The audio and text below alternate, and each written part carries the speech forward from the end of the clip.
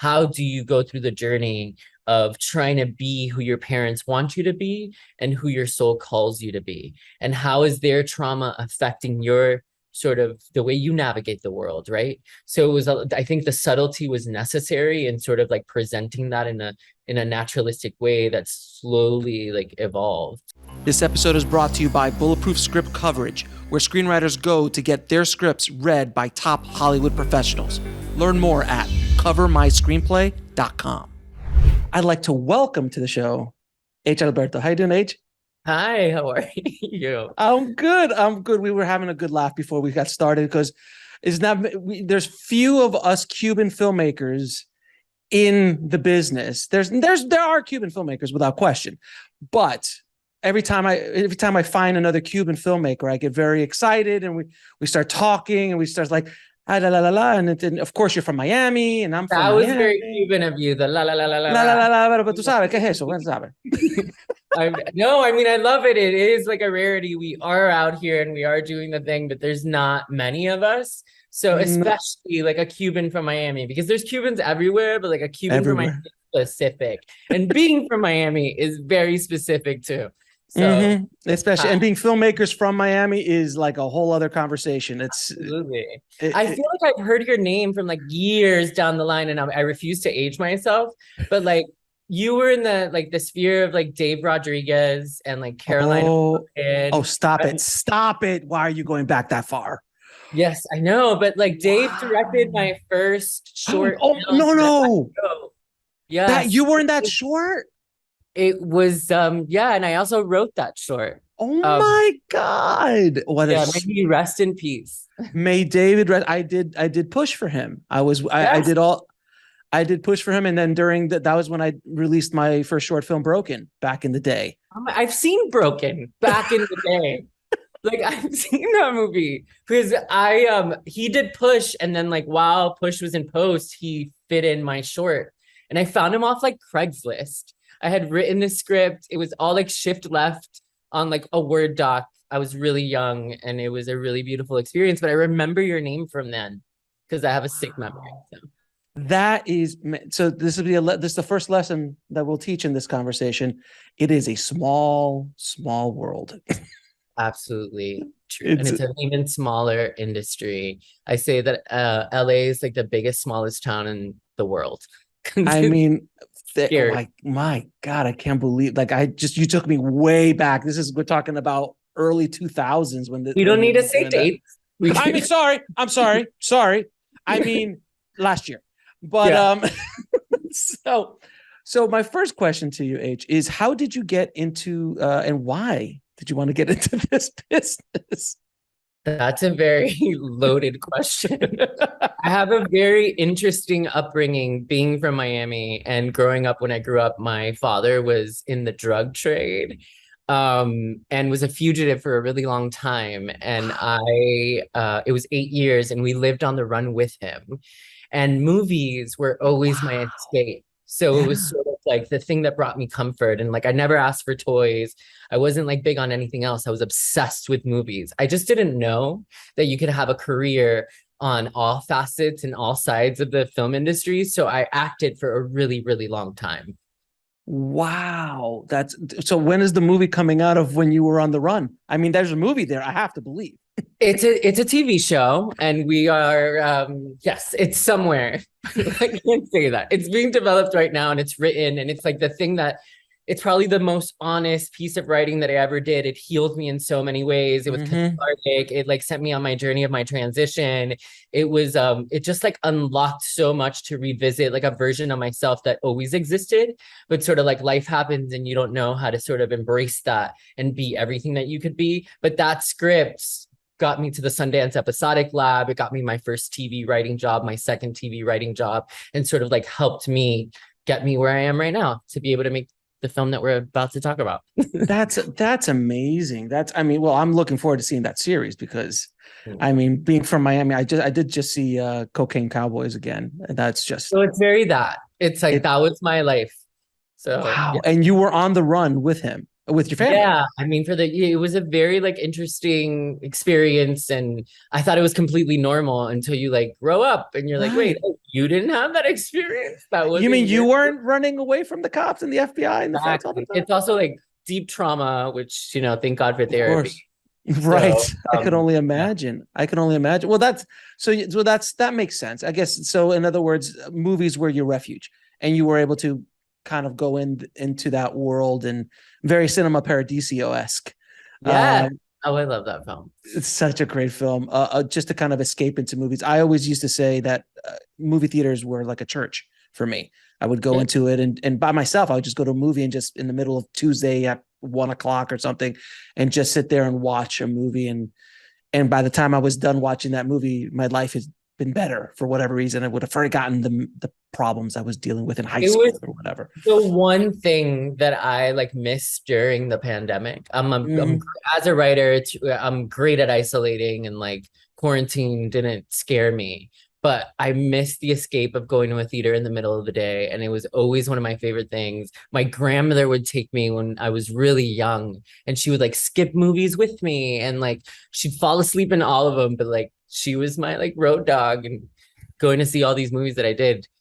Often seeing movies that I shouldn't have been seeing at the age that I was. Like Leaving Las Vegas, I saw when I was 10 years old. Oh my God. And I went home and wrote my first script on line paper. That is amazing. Wow. I mean, I saw Beverly Hills Cop when I was like 7 or 8, and I thought that was a little rough. But Leaving Las Vegas, it's rough for an adult, let alone a 10-year-old, for God's sake. I mean, but when you're on the run and you're slightly traumatized and growing up faster than you need to, sex is no big deal. I mean, Leaving Las Vegas, what, a drunk killing himself? It's fine. Sorry for spoiler alerts. If you haven't seen it, it's on you guys. Sorry. So you mentioned that you got into Sundance. How was that experience? Because I've spoken to many people who've gone through that lab and through that process, and I'd love to just kind of get the inside feeling of what it was like being in there and going through that process. I loved it. It was one of the most nurturing experiences that I've had as a writer and a filmmaker thus far in my career. And it just like, I was introduced to so many people. It was affirming in so many ways. It was such a goal of mine to like be validated by Sundance, because I didn't go to film school. I don't have any formal training. Like I taught myself by reading scripts and watching movies at the same time. So like, but I knew that I knew what I was doing, right? Because I loved it so much, and like I worked so hard at it, that like having that validation through that program was really invaluable. And there I met like Lee Eisenberg, who gave me my first writing job on Little America season 2, and LaToya Morgan, who I just wrote on a show with her for HBO Max called Duster, which is also created by J.J. Abrams as well. That's not bad. So it's good networking. Not bad. It's not bad if you can get it. If it's a good work, if you can get it. And I also think that like who I am, what my perspective is, there's like definitely room for me now. Mm-hmm. So I think a lot of like hard work and timing is what worked in my favor. Timing's big with everything, especially in the film industry. Like, you know, when I talk to some of these guys who are coming up in the 90s, who are the legendaries, the Robert Rodriguez's and the Richard Linklaters and these kind of people, Rick was the first one to tell me. He's like, I mean, Slacker wouldn't make it today. Like, there's just no place for a movie like that today. It'd be difficult. It'd be an art movie. It'd be he calls them backyard movies. And he was like, that's literally his backyard. Austin was his backyard back then. And then I watched it recently. And now that I live in Austin, it's changed a bit. The city has changed just a slight bit since then. But I love Austin. My lead actor in my film is from Austin, and I went to visit. I've been a couple of times and I absolutely love it. So good for you for skipping Miami. Yes, absolutely. No, it's wonderful here. I absolutely love it here. Now, you also directed and wrote a lot of short films. I saw in your filmography.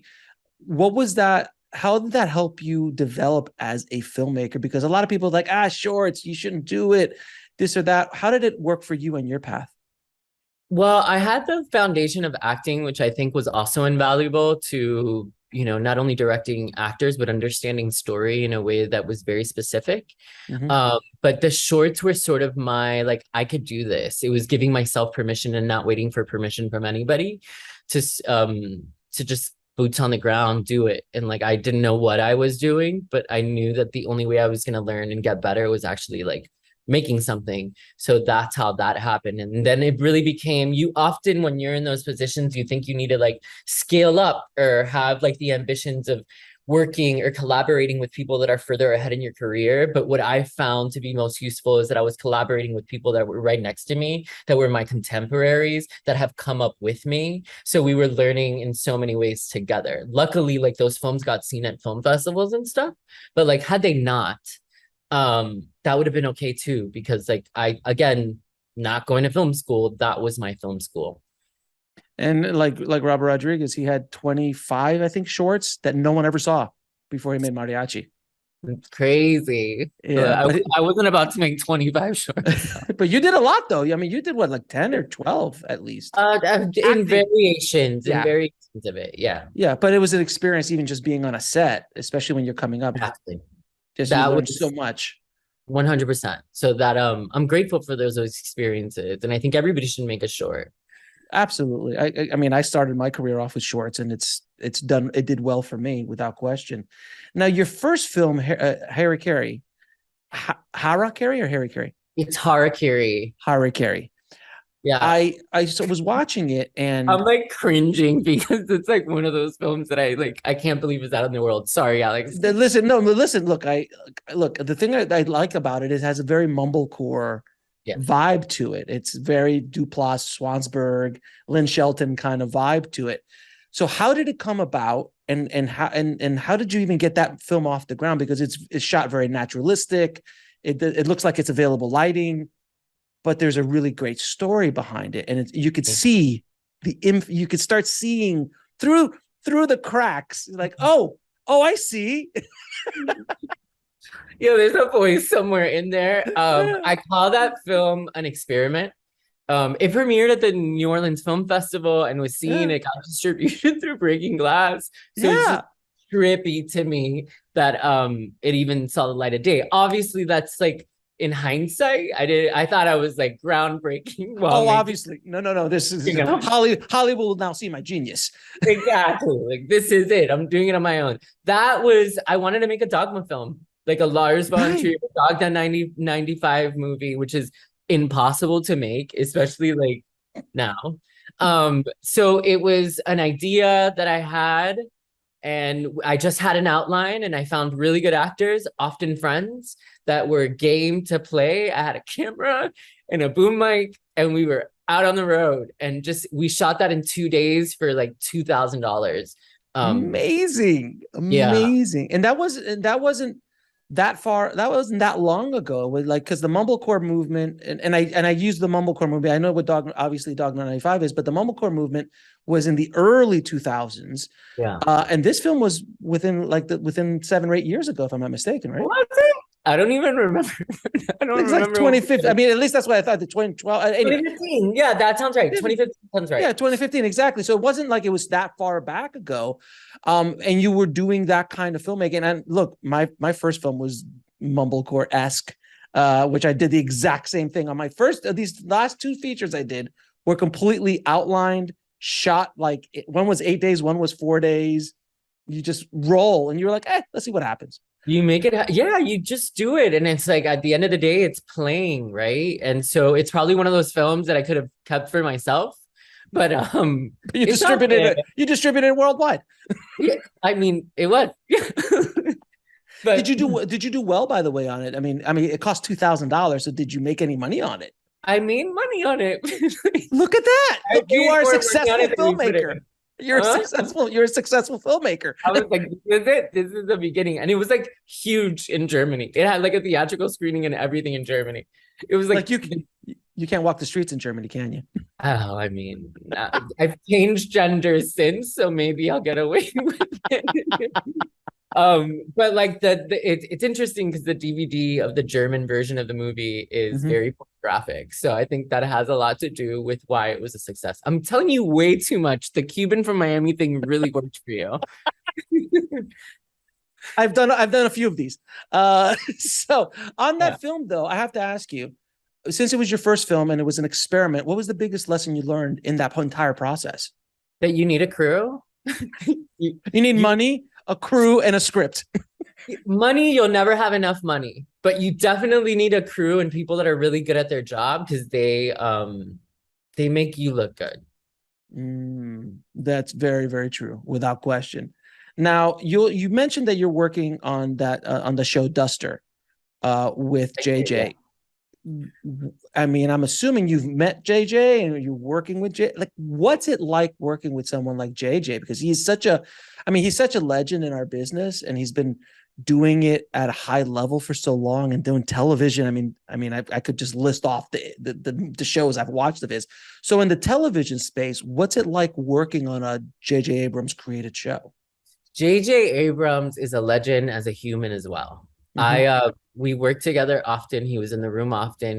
Before we went into production, we had like an hour-long conversation about the film as well.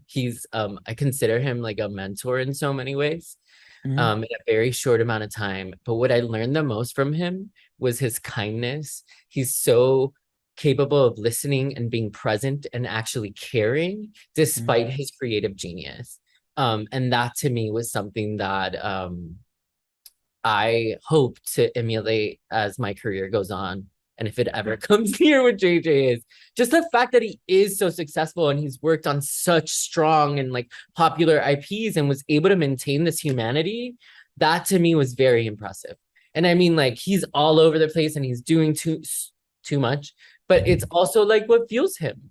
Right. And like, I was just in awe of him from like Yeah, a real, like, I also wasn't impressed by him, and that's why we became friends. right. You didn't geek out, but you are internally impressed by him, but you weren't like, oh my God, it's JJ. Like, you weren't completely fangirling Well, I out. think like I was like, he's a regular dude who is really good at what he does and has a real passion for it. Like, I think that's how everybody should approach these people. You know what I mean? Like, I could be JJ, you could be JJ, like anybody could be JJ. It just takes like a certain level of tenacity and perseverance and passion to sort of like want that. Right, without question. And I mean, I saw him coming up, and he started off in television, and I know he wanted to do features, and he loved Spielberg, and then he got to work with Steven on things, and and then he gets to do Star Wars, and he's done okay. He's done okay. He's done okay He's for himself. pretty rad. I really fuck with JJ in a real way. So And I'm that TED talk he did with the box. Oh, I don't know if I've ever seen oh, you have to watch that. It's a TED talk he did about a box. It's just like creative muse in so many ways. It's a box that he was given as a child, and Oh, he's never opened it. And it's like this, and it's like what's inside, and it's like this magic box. And it's fascinating. It's like a 10-minute lecture he does about creativity, but he uses the box, and he brought the box out and everything. It's great. so I was a lot of that on a daily basis. And he talks about all these toys and like, a listening in device when he was a kid. And it's just like Super 8. Every time he talked, like I would have visions of that film because it was so autobiographical and so real to his experience that I was it's really sweet.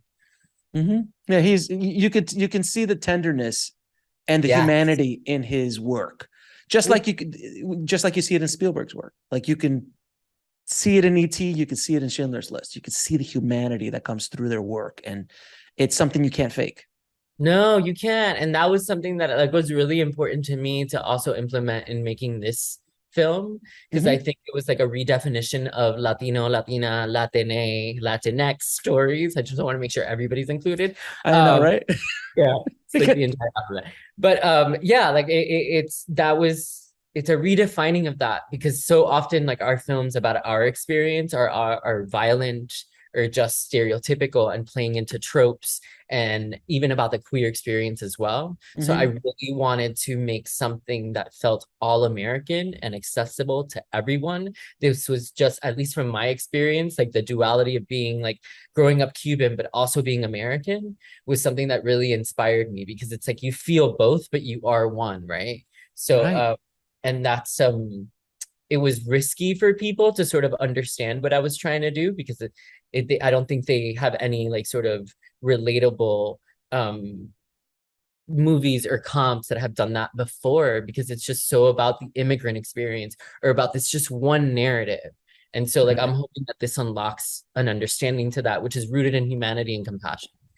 Without question. So we're talking about your new film, Aristotle and Dante Discover the Secrets of the Universe, which is a fantastic... I've done this before too. Did you see how I segue for you? Did you see how that worked? It's very professional. It's very slick of you. No, of course. And that I just watched it, and it's beautifully done.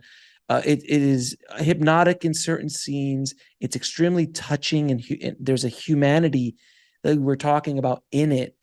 And I mean, the cast is fantastic, and Eugenio and Eva and everybody else, the leads, so beautifully done. But it's done with such a subtle hand, is what I noticed in your work in this film, because it's not heavy-handed and it's not preachy. It's human. And it does that make sense? Yes, that's exactly. I'm just letting you talk because that's exactly what I want someone to say about the film, right? Like, sure, it's about this like kid's coming of age who's like grappling with his identity and his sexuality and all of these things. But it's so much more than that, right? It's like, how does your family and your experience and your circumstances influence that experience, right? Like, how do you go through the journey of trying to be who your parents want you to be and who your soul calls you to be? And how is their trauma affecting your sort of the way you navigate the world, right? So it was, I think the subtlety was necessary in sort of like presenting that in a naturalistic way that slowly like evolved throughout it. Yeah, is beautifully done. And I have to give you props for working with a new, young, and up-and-coming unknown producer by the name of Lin-Manuel Miranda. I've never heard of him. Is he doing anything cool? Either, is he doing anything good? No, I mean, like, he begged me to be a part of this. So it was, yeah. I can't get rid of him now. Now it's like he's blowing up my phone on a daily basis. Like, hey, what do you think? Hamilton 2? Should I do it? We Zoomed yesterday. No, I think, like, he is a force. And I read the book in 2014. Mm-hmm. I read it in one sitting. It unlocked something inside of me that, as a storyteller, that I really wanted to tell. And it became my life's work. I didn't know that this book was like a thing, and kids have tattoos, and it was like sold in all these languages. So before I found that out, I had a producer friend find out if the rights were available. They were. I couldn't believe they were, because it was so undeniably great. But it's sometimes when you find those things, it's because they're undeniably great for you. So I was like, this is serendipitous. I'm going to keep writing this wave. So I wrote the script on spec. I sat on it for a couple of months, and then I wrote to the author because there wasn't enough traction for me, like the traditional route. So I was like, I did this thing. Can I like come visit El Paso and meet you? So I spent 4 days there. We became really great friends. And at the end of that, he said, these boys were mine, and now I give them to you.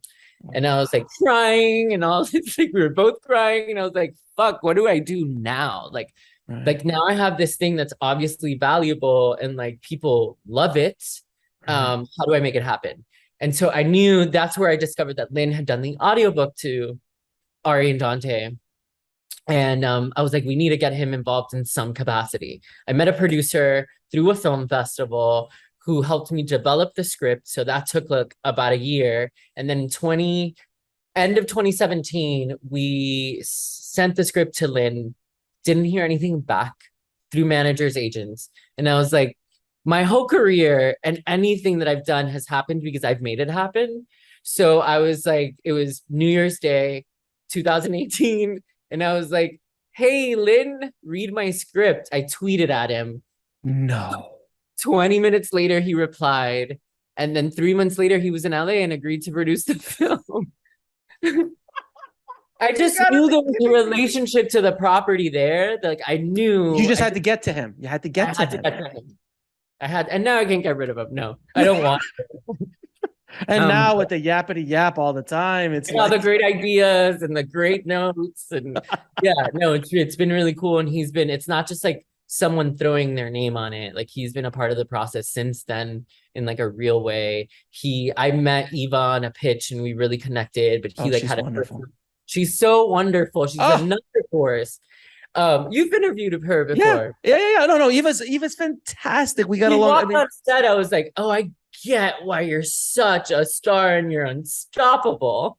I So know. yeah.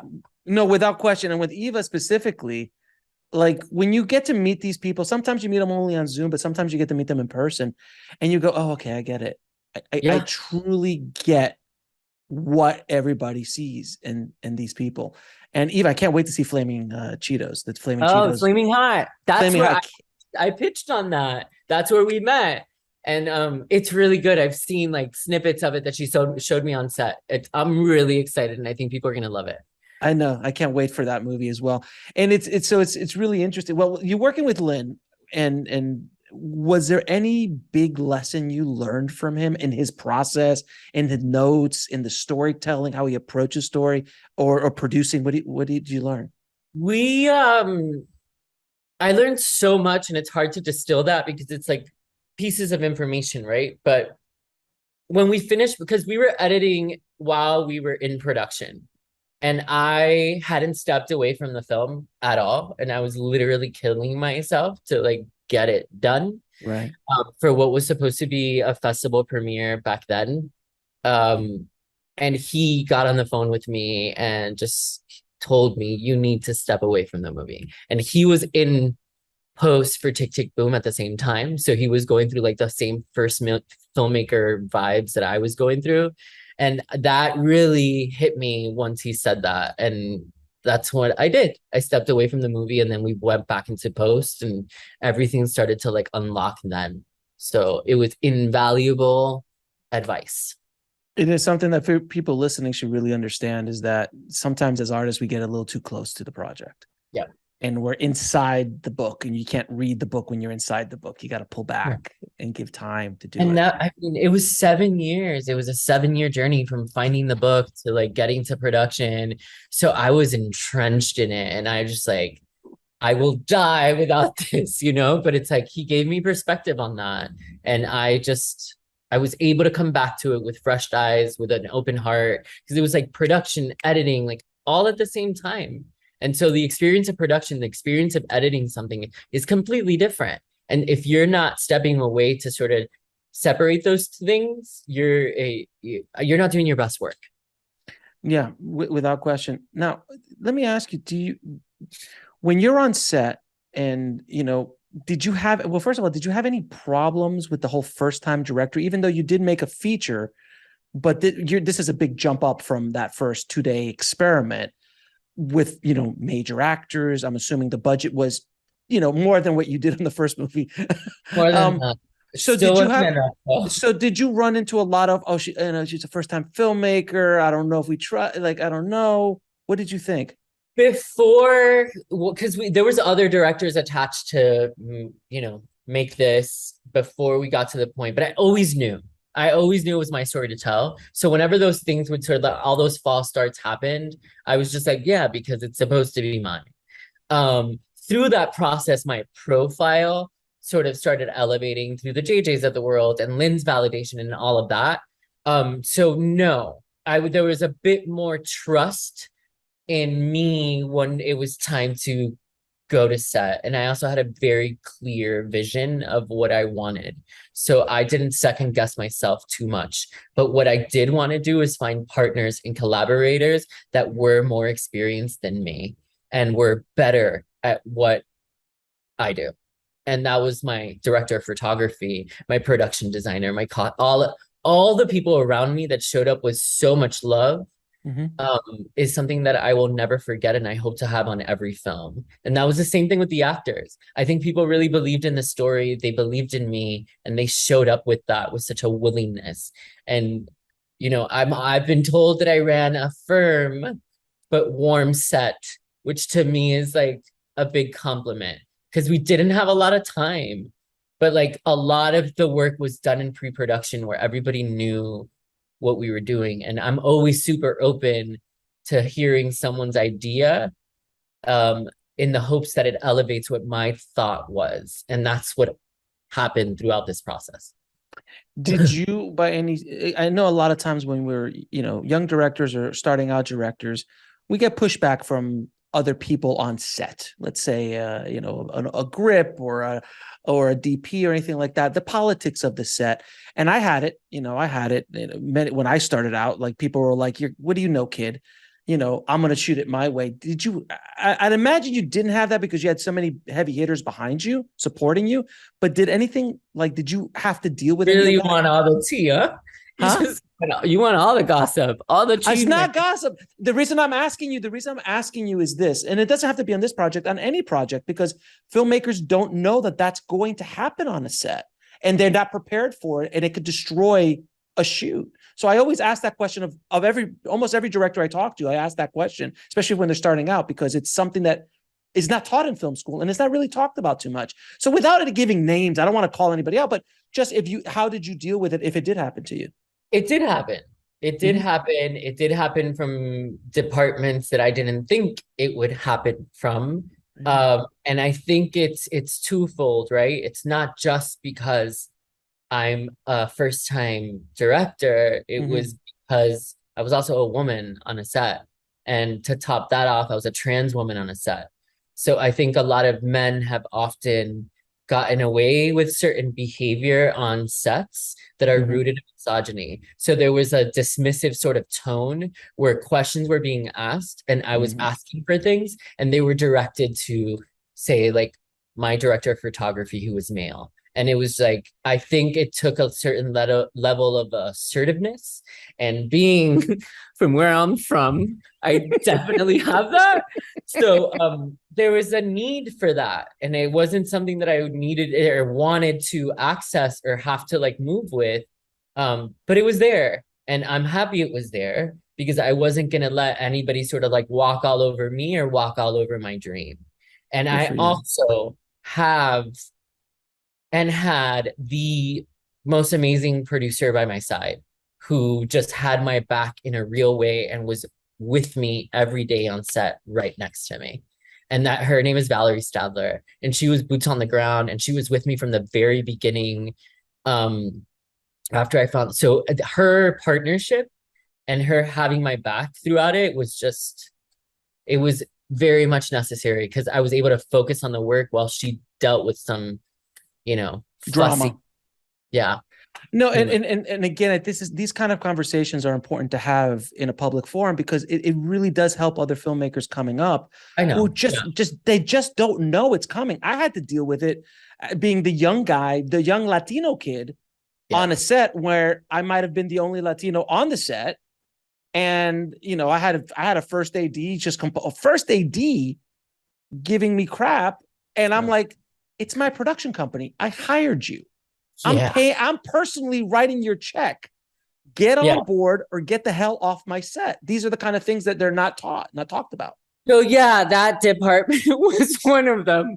And I finally landed on one of the most amazing human beings that I've gotten the pleasure to work with. His name is Montez, and he will be with me on every picture. And it was the first time in the last week of shooting that I was able to walk away from set and know that everything was being taken care of. That's awesome. That I could walk and sit down and do my job, and that I didn't have to sort of like be aware of every aspect of it because the person that was supposed to like ride with me wasn't doing their job.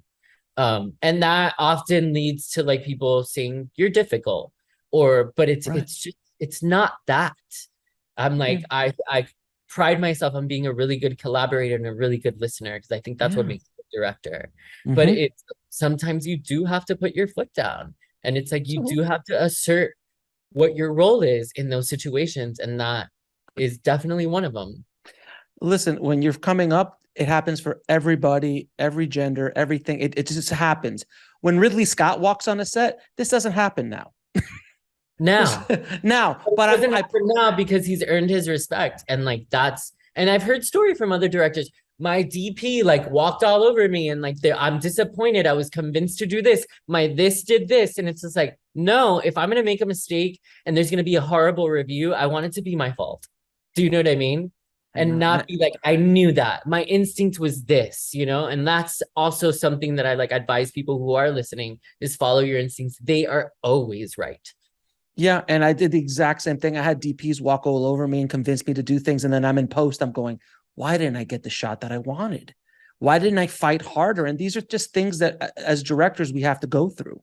And I think every director goes through that at a one way. Scorsese, Spielberg, all the greats, all the masters, they all went through it at one point or another in their careers, because it's part of the process of becoming I a will good say director. production was magic. And if I could have lived in production for the entire time, I would have done it. No, I was going to ask you about production.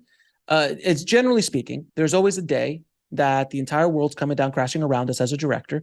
The camera breaks, we lose a location, an actor doesn't come out of their whatever. Was there a day like that? And what was that? And how did you overcome it on any of your projects, by the way? It doesn't have to be this one. I think every day was like that on this project because it was the timing around it. And like, I've been told not to say how long it is, but it was not enough time. And it was, it made it really hard to sort of like not have room for those situations. But again, everybody really showed up in a real way, passionate. They were so invested in the story. It was really lovely to see. But yeah, there was always fires to put out. And I give the credit to my producer Val for like putting those out before they really got to me. So you hear about the damage later, but you're like, the fires didn't hit me. That almost happened on a daily basis. And a lot of those fires, for example, the truck. There's a truck in the movie, which is like quintessential to the book. Yeah. It's supposed to be this fire red truck. I was pushed into getting this other truck off Craigslist that I knew was the wrong color. And they're like, it's just the photo. It's just the photo. I'm like, it's not. The truck gets there. I'm right. And so like everybody's scrambling to now paint this truck the right color and distress it.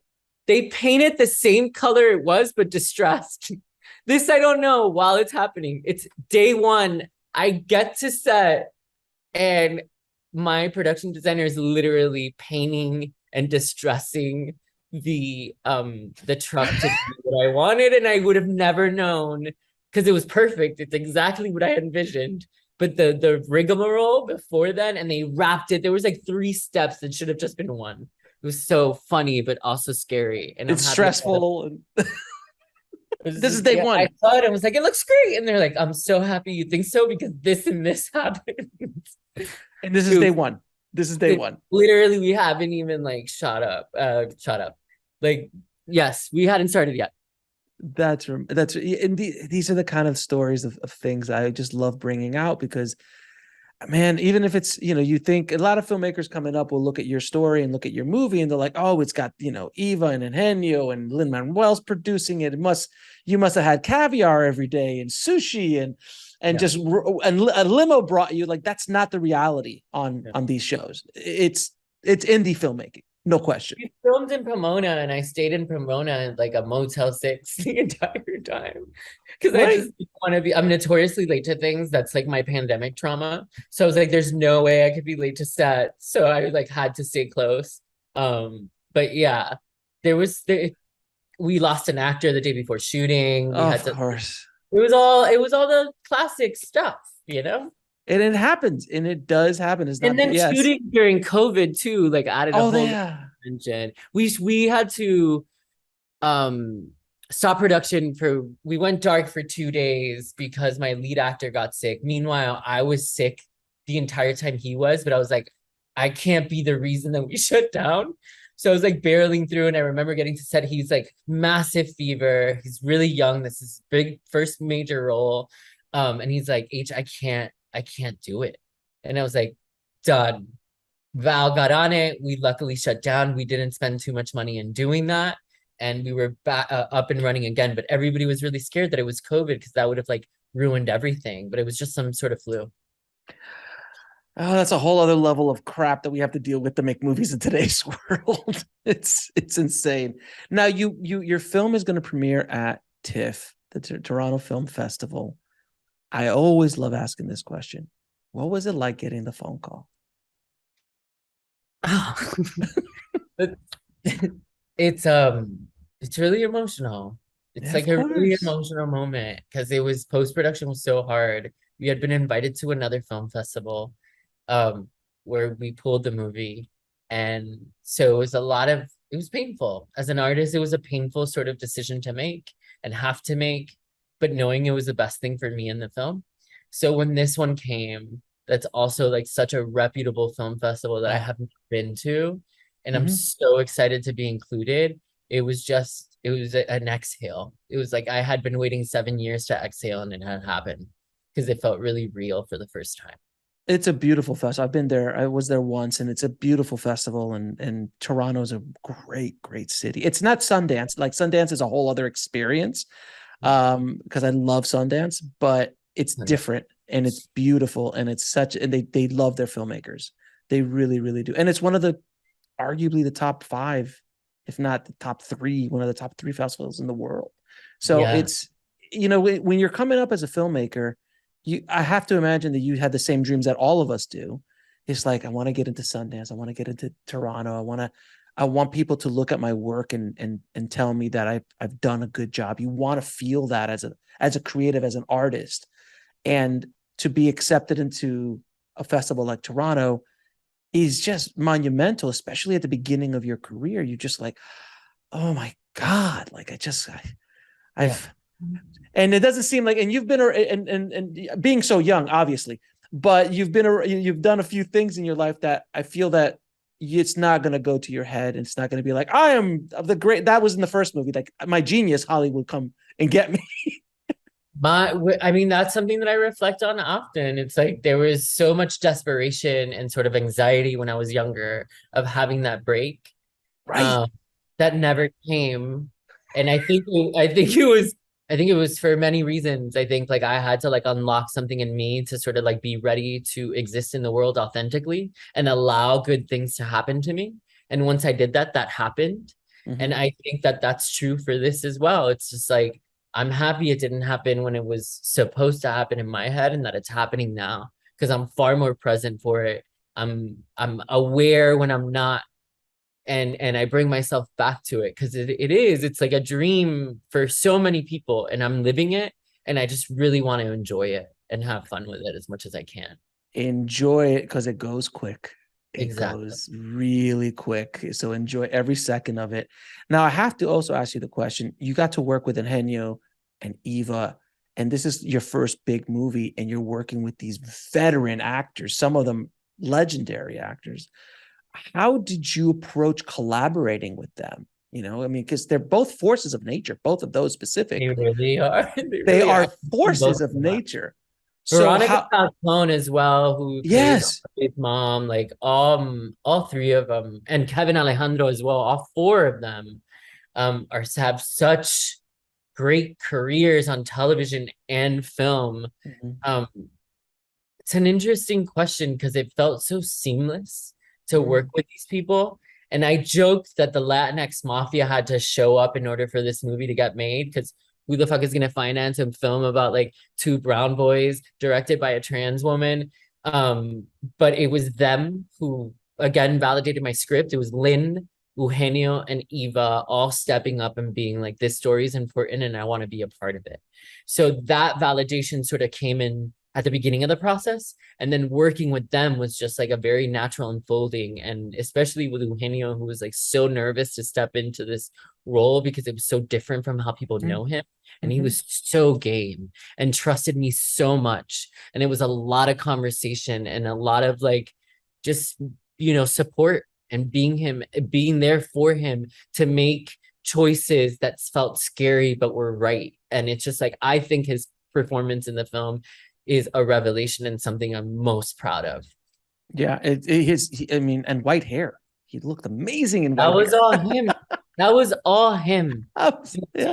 The hair, like he was so committed and so impassioned, and you see it on screen. And like Yeah. that's yeah, I'm reflecting back and smiling because it was so lovely. And Eva was just a lot of these people were just the roles. They were people that I wrote with in mind, Eva specifically.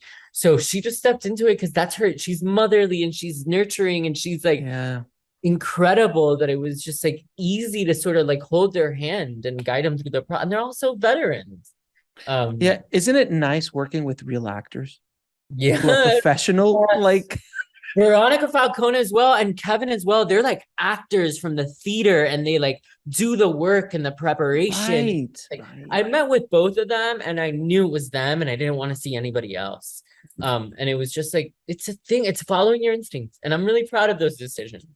Yeah, because I mean, coming up, you work with non-actors or actors who are just starting out, and there's egos, and there's this and that. And then the moment I got to work with a like an Oscar-nominated actor I had to work with, and he walked on set, I was like, oh, so this is what it's really like. And everyone's also on their best game, like the crew, like everybody's just like, shit, this is like real now, which I love.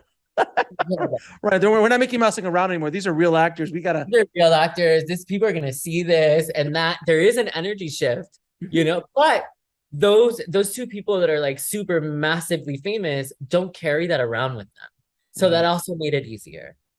Fantastic. Now, I'm going to ask you a few questions. I ask all of my guests. What advice would you give a filmmaker trying to break into the business today? Don't wait for permission and delusional confidence. I love that answer. Delusional confidence. Yeah. No one's going to tell you you're great. And it's often going to feel like you're not great. So you have to delusionally tell yourself you're the best and your voice matters and it needs to be heard. And that's like, even if you like shoot for the stars and like you land somewhere in the middle, it's worth it. Now, what did you learn from your biggest failure? I have failures every day, but my biggest failure was not being true to myself, because in order to be true to who you are, you unlock great art.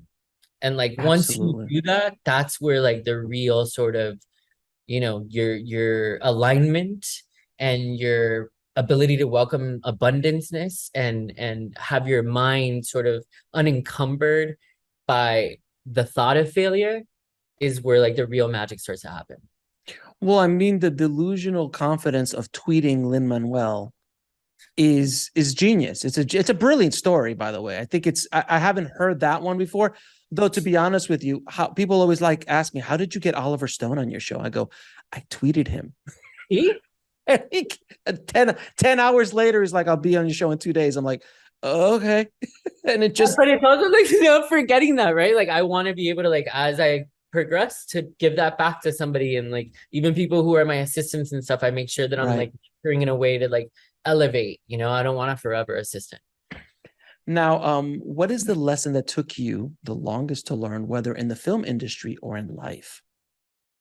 It's the same one that we were just spoken about. It's just like the truth of who you are is so essential to happiness and existing in a way. I tried to make it for so long. And again, it was like this energetic thing of like desperation, and people feel that. Oh yeah. They don't necessarily want to be around that. But once I transitioned, I was able to, I had walked through the thing that was scariest for me since the day I was born. Nothing was ever going to be as scary as that. So it was just like, I'm here, like I'm in this room because you think my writing is good, because you've seen my work. Like that's, you know, like that's the most I can offer you. Like everything else is just like, I don't need you, you know? Yeah, it's kind of like I always tell people when I was coming up, it was like I had a cologne called Depression, not Depression, but Desperation. Depression and Desperation. Depression and Desperation by Calvin Klein. It was like Jacquard. It stunk. It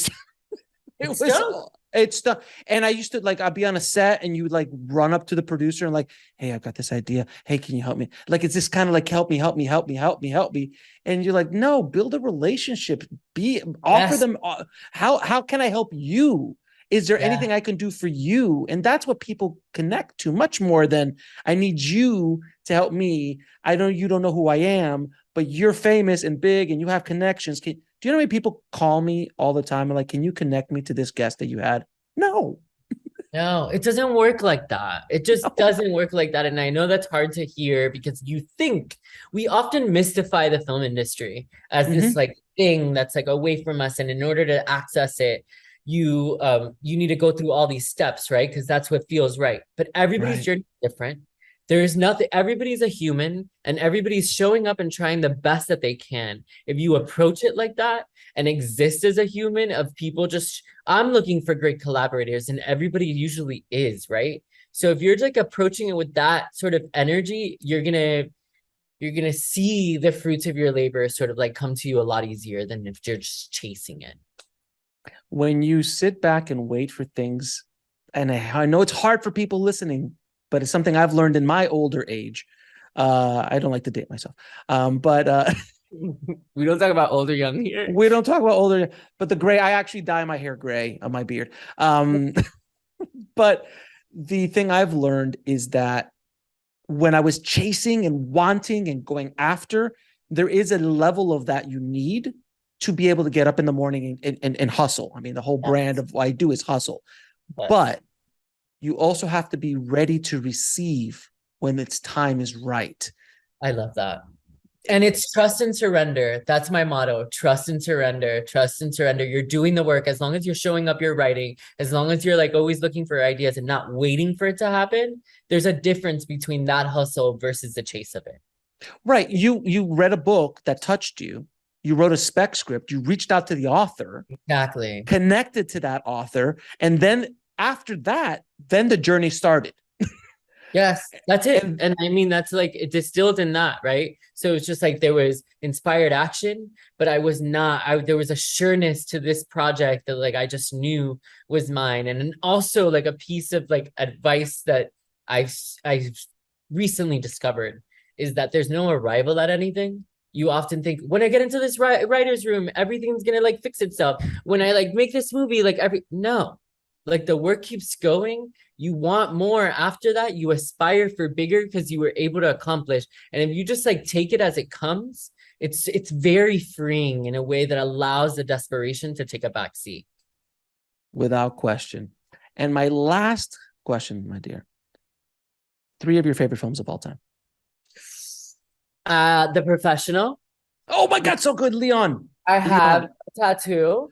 Oh my God, you do. Oh, okay. First of all, we refer to it as Leon because that's the proper Leon, the Professional. But yes, I saw it in the theater when nobody. I'm a little bit older than. I saw it in the theater, walked in, and I just like this French director, like Luc Besson. Who the hell's that? And I walked in, I was like, oh my God, it's one of the most beautiful films ever made, in my opinion. It's beautiful. It's such a tender relationship and on-screen duo. It's soft, like in a way that, I don't know, I saw myself in it. I love Paper Moon. Beautiful movie. It's such a beautiful film. Again, it's like father-daughter relationship. And I love Badlands as well. Oh my God, yes. Terrence. Badlands, Virgin Suicides, and Stand By Me were 3 inspirations for this film. I could see that. I really, truly could see the influences of that in the film without question. Listen, thank you for being on the show and congratulations on your success. Congratulations on getting into TIFF with this amazing film. And I look forward to seeing what else you come up with. You know, as us Cubans, Cuban filmmakers, we got to keep it going. We got to represent. We got to represent. So I appreciate you. Thank you. I appreciate it too. A bunch of us are a bunch of Cubans from the 305 are descending on Toronto. So I'm very excited. Thank you for making this fun.